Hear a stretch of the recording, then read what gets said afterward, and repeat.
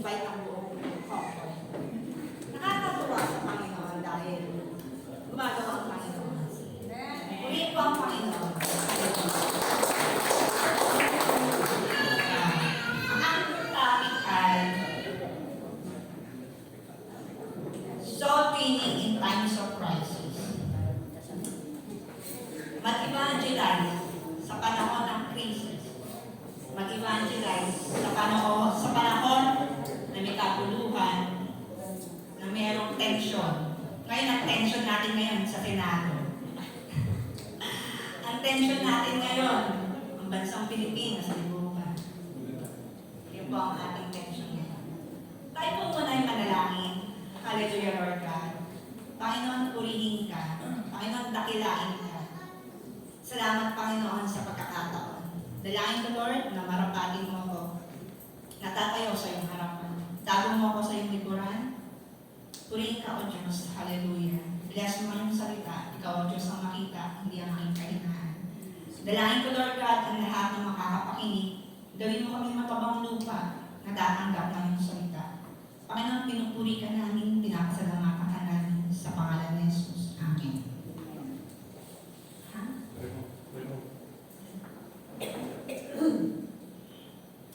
Amen.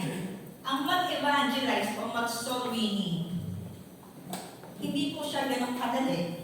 Tama po ba? Hindi siya basta-basta. Mahirap siya, di ba po? Sino dadadalian? Sa akin po, mahirap eh. Hindi siya ganong, lalo na po, sa panahon pa ng crisis, tayo mag-evangelize. Pero po, ang ating goal, hindi tayo itigil ng circumstances o ng crisis para mag-evangelize. Di ba po? Alam niyo po, ang mga disciple, sila Paul, ang lahat ng disciple ng Panginoon, hanggang sa mga mananampalataya, hanggang sa makarating sa atin ng Bible, hanggang sa makarating sa atin ng magandang balita, nakaranas po sila ng pagsubok. Nakaranas po sila ng matinding persecution sa pagdala ng mensahe. Ang kapalit ng pangangaral at pananampalataya nila ay grabe. Pero po hindi po sila natigil sa pag-share ng gospel. Di ba po? At benefit po natin ngayon. Salamat po sa mga lingkod ng Diyos na nag-sacrifice na hindi tumigil sa kabila po ng matinding krisis na dinaanan nila. Tayo po, gamitin po natin ang mga circumstances o pagkakataon, pangit man ang sitwasyon na ipakilala ang Panginoon sa kanila. Sabi po nga dito, paano tayo magdadala ng magandang balita sa panahon ng krisis? Paano tayo magdadala ng magandang balita sa panahon ng krisis? Number 1 po, ay sabihin ko muna yung aking text. Ang text ko po ay matatagpuan sa Acts 8, 1-8. Basahin ko po. Inusig ni Saulo ang iglesia. Sinanguyunan ni Saulo ang pagpatay kay Stephen. Nang araw na iyon, nagsimula ang matinding pag-uusig laban sa iglesia sa Jerusalem. At maliban sa mga apostol at lahat ng sumasampalatay nagkawatak-watak at napunta sa iba't ibang lugar, lupain ng Judea at Samaria. Si Stephen naman ay inilibing ng mga taong may takot sa Diyos at tinangisan ng gayon na lamang. Verse 3 po, samantalang sinikap ni Saulo na wasakin ng iglesia, pinasok niya ang mga bahay-bahay at kanyang kinaladkad at binilanggo ang mga sumasampalataya, maging lalaki o babae. Ipinangaral sa Samaria ang magandang balita. Verse 4 po, ipinangaral ng mga mananampalataya nagkawatak-watak sa iba't ibang lugar ang salita saan man sila magpunta. Nagpunta si Filipi sa lungsod ng Samaria at pinahayag doon ng Kristo. Nang marinig ng mga tao si Filipe at makita ang mga himalang ginawa niya, nakinig silang mabuti sa kanyang sinabi. Verse 7 po, ang masasamang espiritu ay lumabas sa mga taong sinapihan nila at sumigaw habang lumabas. Maraming lumpo at pilay ang pinagaling, Kaya nagkaroon ng malaking kagalakan sa lungsod na iyon. Paano nga po ba tayo magdadala ng magandang balita sa panahon ng krisis? Number 1 po, persevere in proclamation. Ano ba ibig sabihin nun? Manatiling matatag sa kabila ng pagsubok. Magpatuloy magbahagi ng mabuting balita sa kabila ng matinding krisis at circumstance. Sabi po dun sa binasa natin sa Acts 8 verse 4, sabi doon, ipinangaral ng mga mananampalatayang nagkawatak-watak sa iba't ibang lugar ang salita saan man sila magpunta. Ang Acts chapter 8 po, ito po yung kakatapos pa lang ng pinatay si Stephen. Diba po, yung binasa natin.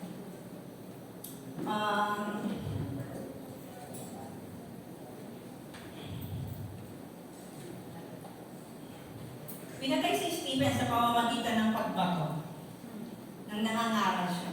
Sabi niya, katulad kayo ng mga propeta, ng unang ng mga linuno nyo na hindi nyo kinilala, na tinanggihan niyo ang mga propeta. Ngayon, tinanggihan niyo ang Mesias, ang iyong tagapagligtas. Kaya pinagbabato siya. Nang panahon ngayon,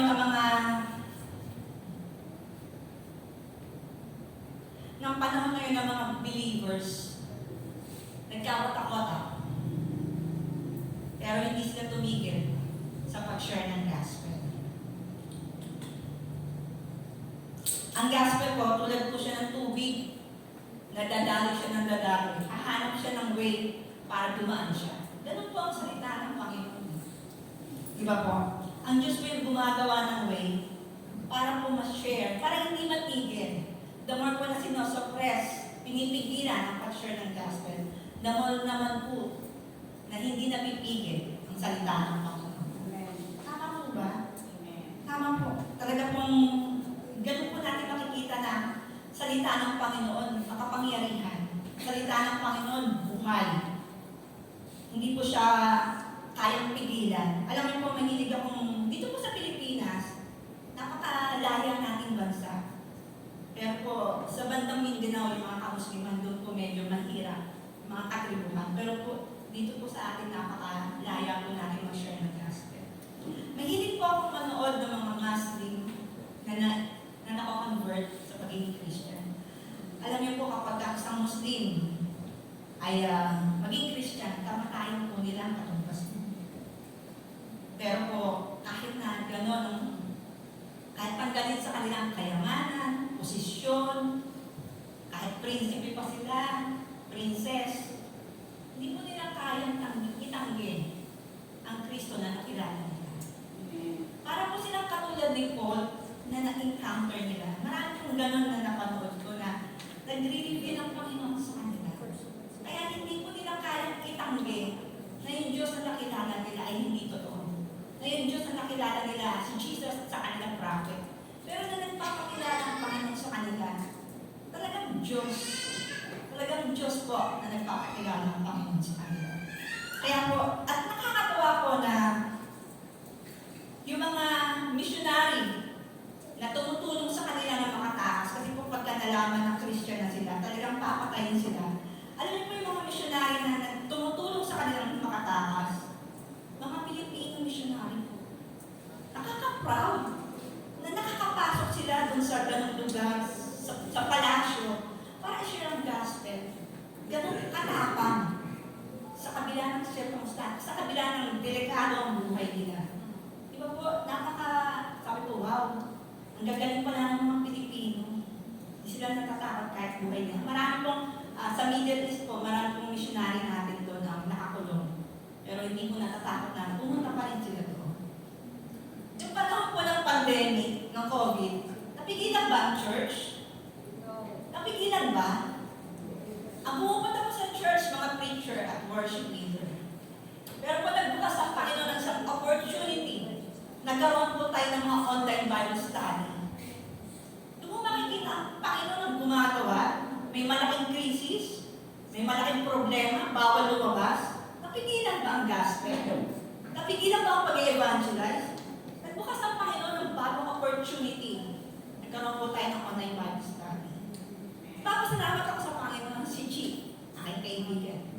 Isa siya sa mga nag-respond sa online Bible study. Purihin po ang Panginoon.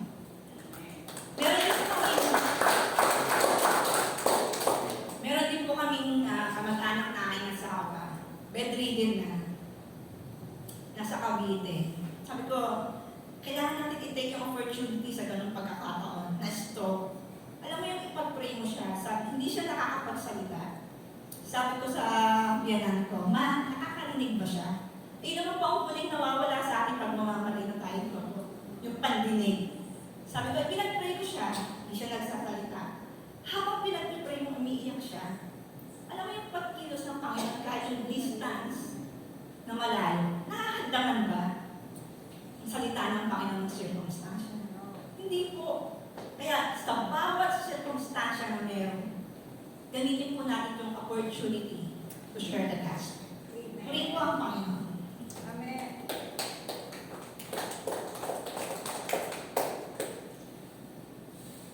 Number 2 po. Pag ako po nag-preach po, kayo matulog kasi napakainis nila. Pagtsagaan niyo po ako, sandali lang po ang aking preaching. Minsan po sa family natin, di ba, hindi tanggap yung ating pananampalataya. Meron pa ba dito? Yung mga bagong convert, merong hindi tayo tanggap sa pananampalataya natin eh.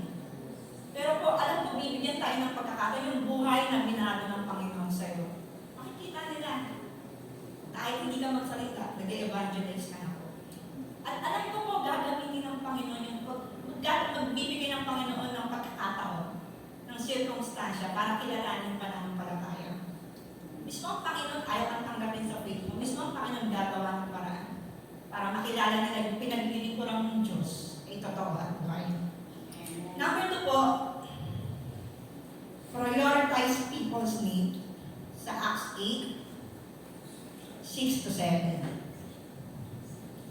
Nang marinig ng mga tao si Felipe at makita ang mga himulang ginawa niya, nakinig silang mabuti sa kanyang sinabi. Ang masasamang espiritu ay lumabas sa mga taong sinapian nila at sumigaw habang lumalabas. Maraming lumpo at pilay ang pinagaling. Ang salita ng Diyos ay may kapangyarihan, nagbibigay ng pag-asa. Ang tao lalaman sa Panginoon kung natutugunan yung pangangailangan nila. Totoo naman po, di ba? Kapag natutugunan yung pangangailangan ng tao, lumalapit sila sa Panginoon. Kaya nga po si Felipe, nang nakita niya yung mga tao, yung may sinasabihan, pinagaling niya eh. Yung lungko, pinagaling niya eh. Di ba po? Ganon din po tayo. Tayo po na nagdadala ng mabuting balita, maging sensitive po tayo sa pangangailangan ng tao. Nag-share tayo sa binabible studyhan natin. Alam mo, mahal na mahal ka ng Panginoon. Pero kung nagugutom, ano po yun? Tapos sasabihin natin sa kanya, alam mo, kapatid, hindi lamang sa tinapay nabubuhay ang tao. Maging sa salita ng Diyos, tama naman po yun. Pero hindi niya naiintindihan. Ang Panginoon po, yung Matthew 14:14, na nakita niya yung malaking crowd, nag-minister agad siya. Nagpagaling, nangaral. At sabi nung maghahapon na, sabi ng mga disciple niya, Panginoon, pauwi na natin sila. Kasi wala naman tayong nabibili ng pagkain. Alam natin, ginawa ng Panginoon, gumawa ang Diyos ng himala.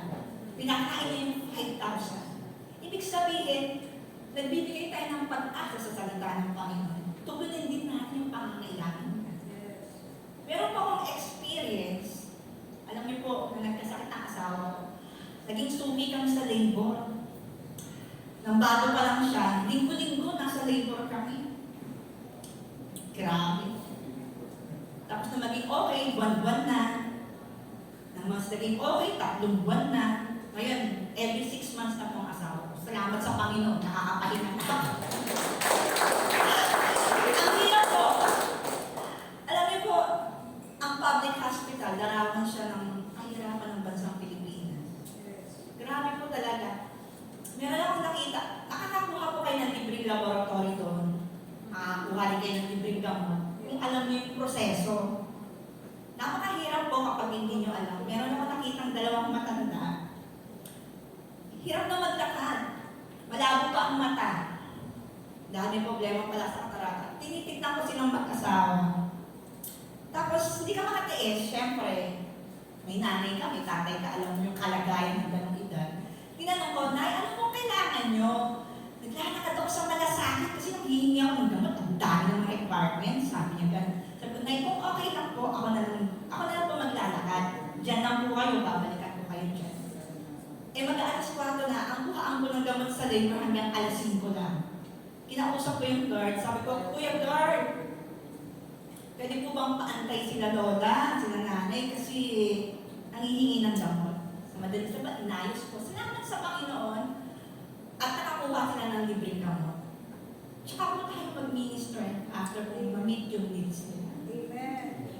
Pinakilala ko ang Panginoon na ang Diyos ang pag-asa nila. Alam niyo po, nang nakita ko yung story nila, nakatira sila sa e-bike. Walang anak na kumakalinga dahil busy daw, kaya hindi sila masamahan. Alam mo yung pakilala ng Panginoon, may pag-asa, na may Diyos na kumakalinga sa kanila, na may Diyos na nagmamahal sa kanila. Alam niyo po, pagka pumupunta ka sa public hospital, ang daming eksena, ang daming sakit-sakit na nakikita man na witness mo, para bang, Lord, gumawa ka ng himala para sa kanila. Wala kang kayang gawin kundi ipanalangin sila at ipakilala ang Panginoon sa buhay nila. Pinag-pray mo, pinakilala mo ang Panginoon. Hindi ako kumakain sa karinderya dun sa labor. Ayoko na, natakot ako. Yung walang-wala ka sa sarili mo. Maibigay mo. Mamit mo yung needs nila. Mamit mo yung needs nila spiritually. Pati yung pangangailangan nila. Ganun po tayo, magkaroon po tayo ng kagaya sa Panginoon. Hindi lang awa. Kasi pagka naawa ka lang. Pero pagka meron kang compassion, kagaya ng Panginoon, kung paano yung tinitignan yung mga tao, hindi gagawin yun. May magagawa tayo kahit walang-wala tayo. Imposibleng wala. Ibinigay ng Diyos yung ganung pagkakataon, may magagawa ka. Hindi pwedeng wala. Amen. Ganun po yun. At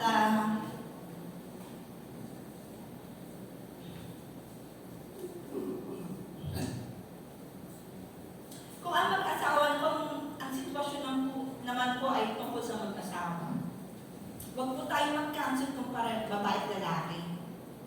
Kailangan po lalaki sa lalaki. Kaya po yung aming binabible study lalaki po yung may problema sila. Pagka hindi sasama si Michael, si Joel, gano'n, natataranta ako kasi lalaki yung aking binabible study Kaya naghahanap ako ng malulukot.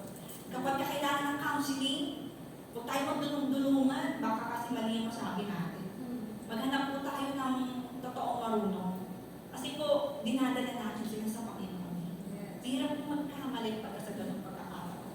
Kaya po, mag-ask tayo ng wisdom sa Panginoon na hindi rin tayo mauto. Kasi po, meron po pagkakataon na tinatake advantage kasi Christian ka Tinatake advantage yung Christian ka, ganyan ka, hindi ka nagpapautang.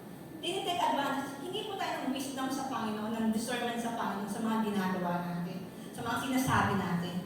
Dapat po, sensitive po tayo sa diring ng Panginoon sa kalagayan ng tao. Hindi po tayo maging confident sa sarili natin, sa lahat ng ginagawa natin, sa lahat ng sinasabi natin.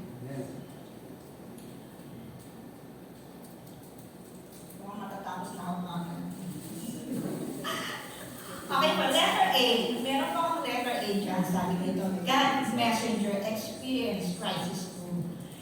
Tayo rin po na nagdadala po ng mensahe ng Panginoon. Nakakaranas din tayo ng mga krisis sa buhay. Hindi naman tayo extended dun Nakakaranas din tayo ng problema financially. Nakakaranas din tayo sa mga anak natin. Di ba po? Nakaproblema tayo sa anak natin, sa asawa natin, sa kalusugan natin. Nakakaranas tayo ng kawalan, pero hindi tayo extended sa mga ganung pagkakataon. Pero po, ang sabi sa Romans 12:12, sabi dito, rejoicing in hope, persevering in tribulation, devoted in prayer. Grabe. Magalak kayo sa inyong pag-asa. Magtiyaga kayo sa inyong kapighatian at palaging manalangin. Nakakaranas tayo ng pagsubok. Pero ano po ang pag-asa natin?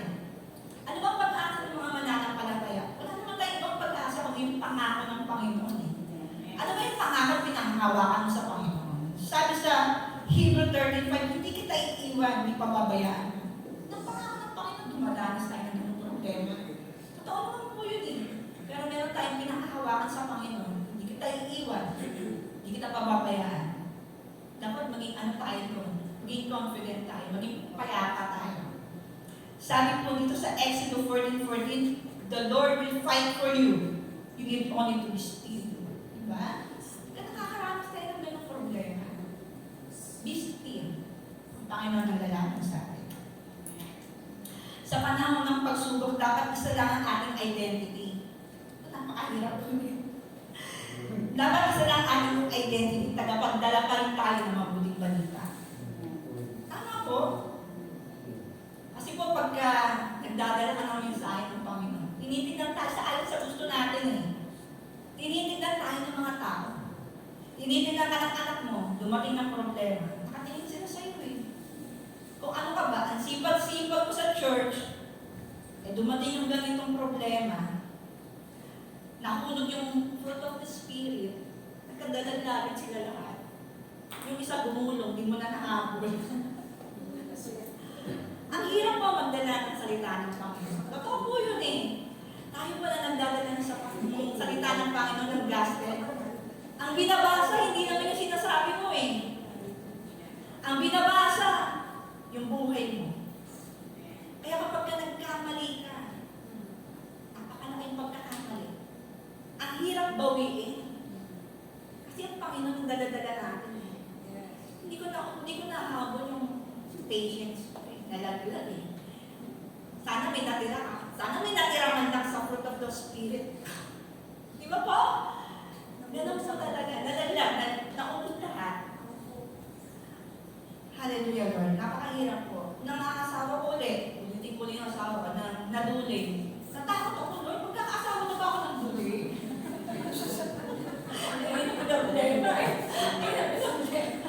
Hindi mo natakot ako. Kasi syempre siya yung breadwinner namin eh. Natakot ako. Natatakot tayo, di ba? Sabi, the Lord will fight you. Be still. Sa ganun ka sa problema. Natakot ka.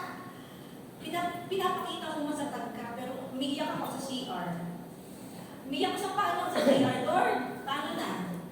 Pero paglabas mo ng CR, paglabas mo patapos mo ng nalangin, alam mo yung katapagan mo, sa Panginoon nagkakain talaga. Yes. Grabe pag nagdadala ka ng salita ng Panginoon. Sinusubok din tayo, no? Sinusubok tayo ng Panginoon. Kung paano mo kayang ipagpatuloy at ipaglaban yung pananampalataya sinasabi mo. Sinasabi ko yan eh. Nagbibigay ka ng pag-asa sa iba eh. Paano kung ikaw yung nandun sa ganung sitwasyon? Paano ka?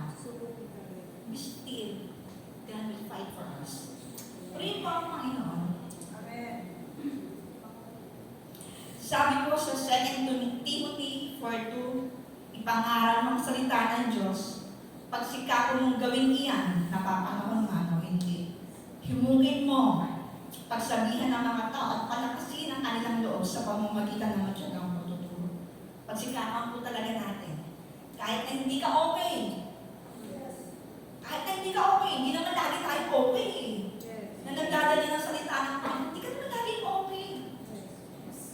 Pero pagsikapan natin, ilaban natin ang mabuting balita dahil meron din gumawa nito para sa atin. Amen. Diba? Hindi naman naging madali yung buhay ng mga disciple eh. Meron din silang struggle. Hindi naman naging madali yung buhay ni Paul. Maging ang Panginoon.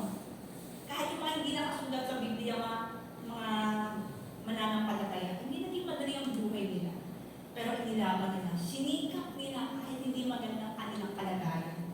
Kahit may pinagdadaanan sila, nagbahagi pa rin, nangarap pa rin sila ng mabuting balita. Sinikap pa rin nilang gawin yun. Dahil mga tao may nangangailangan ng salita ng Panginoon.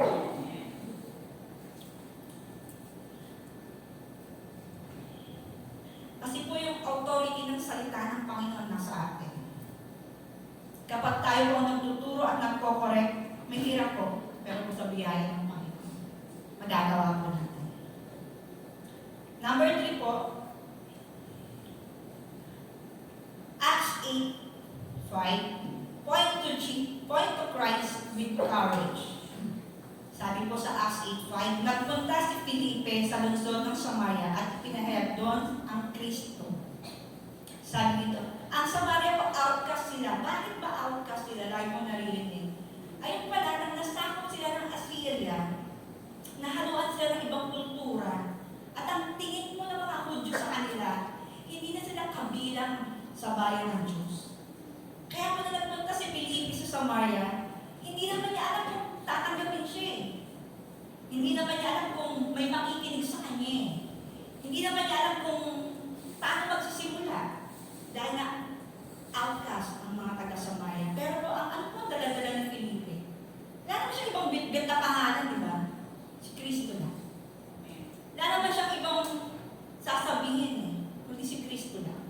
Kaya ganun pa rin yung confident ni Felipe na i-share ang gospel. Ganun din po tayo na nag-share ng salita ng Panginoon. Ano ba dala natin? Dala ba natin ang SNK? Dala ba natin ang relihiyon? Hindi naman po natin dala. Ang binibilang po natin sa pangangaral natin, walang iba po kundi ang Panginoon. Na ang Panginoon Jesus, ang Diyos, ang daan, ang buhay. Di ba po ang, sabi po sa John 14:14, sabi, ang katotohanan at buhay ang pinapangaral natin. Ang Diyos ang daan, ang katotohanan ng buhay. Ayun naman ang pinapangaral mo. Ano bang idinadala mo? Pangalan naman ng Panginoon eh. Hindi naman natin dala-dala ang pangalan ng pastor natin. Hindi nga natin binabanggit ang pangalan ng church sa binabalpustahan natin. Pinapakilala natin minsan, pero hindi lagi. Pero ang binibida natin, si Jesus. Hindi rin dapat sa nagtuturo. Dapat ang goal, medical issue, hindi namin nila yung opportunity ng ganong malaking circumstances. Sabi nito, alam niyo po yung nagaan ang council kung saan ba pwede mag-evangelize. Isa po ang hospital na magandang puntahan para mag-evangelize. Kahit po OPD lang po. Yung mga tao kasi doon, alas 12 pa lang nakakila na eh. Punta tayo doon. Yung mga kakwentuhan mo doon ng mga sakit-sakit mo, sakit sa katawan, sakit sa bulsa, sakit sa laan. Pakilala natin ang Panginoon, bigyan natin sila ng pag-asa. Sarap po doon sa hospital, mag-share ng gospel. Marami po doon ng mga nakarating na sa ICU, pero binigyan sila ng pagkakataon mabuhay. Sabi ko, hindi lahat nabibigyan ng pagkakataon mabuhay, kuya. Sabi ko sa kanya, salamat sa biyaya ng Panginoon. May purpose ang Panginoon sa'yo. Marami po tayong pwedeng puntahan na lugar para ipakilala ang Panginoon. Pakita natin yung love, compassion, hindi lang awa. Yung mabigyan sila ng pag-asa sa Panginoon sa panahon ng krisis. Ang tunay na soul winning ay nagpapadama ng pag-ibig, malasakit at pag-asa na may Diyos na pinahalagaan sila. Take crisis opportunity to evangelize. Purihin po ang Panginoon. Sabi po sa Acts 20:24, subalit walang halaga sa akin ang aking buhay. Magawa ko lamang ang aking tungkulin matapos ang aking gawain tinanggap ko mula sa Panginoong Jesus. Ang pagpapahayag ng magandang balita tungkol sa kagandahang loob ng Diyos para sa tao. Ito yung sinabi ko. Maraming calls sa ating kapanahunan na handang ibigay ang buhay nila para sa magandang balita at patuloy na ipahayag ang kaligtasan para sa lahat. Pero hindi pa tayo ganun kahirap mag-evangelize katulad po ng mga disciple. Alam niyo po ang kailangan natin, commitment at pagiging consistent. Sa totoo lang, madaling magbukas ng Bible study. Pero po pagka isang buwan na, 2 buwan na, doon po nasusubok yung commitment natin. Yung mga disciple po, buhay nila kapatid. Sa atin po, commitment lang. At pagiging consistent. Ang krisis ay maaaring magbago ng ating sitwasyon. Ngunit di mababago ang ating misyon. Hiling ko po, ang krisis ay maaaring magbago ng ating sitwasyon, ngunit di mababago ang ating misyon. Ang magdala ng mabuting balita sa Panginoon. Amen. Purihin po ang Panginoon.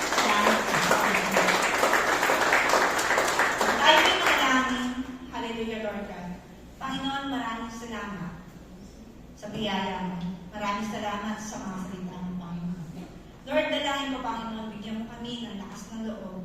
Nagamitin namin ang bawat opportunity, ang mga crisis na meron, Panginoon. Na hindi kami matikong, na hindi kami matigil, na hindi masuppress ang gospel para evangelize tayo ng mga taong wala pa sa iyo. Dalangin ko rin, Panginoon, kung kami mismo, Panginoon, na may pinagdadaanan. Lord, i-comfort mo kami, patatagin mo kami, Panginoon, sa pagsubok na meron kami. Huwag mo kaming hayaan, Panginoon, paglulahan ng mga salita mo, mga pangako mo na aming pinangahawakan sa iyo. Pagkus, Panginoon, strength mo ang aming faith sa iyo. Patatagin mo kami sa mga pagsubok na meron kami. At dalangin ko, Panginoon, magkaroon kami ng courage, Panginoon, na magpatuloy, na magbahagi ng iyong salita. Dahil, Panginoon, ikaw mismo, hindi naging madali, Panginoon. At mga mananampalataya, Panginoon, na nagbigay ng buhay para sa iyo, para makarating sa amin ng mabuting balita. Lord, pinupuri ka namin. Pinapasalamatan ka namin sa pangalan ng Jesus. Thank you,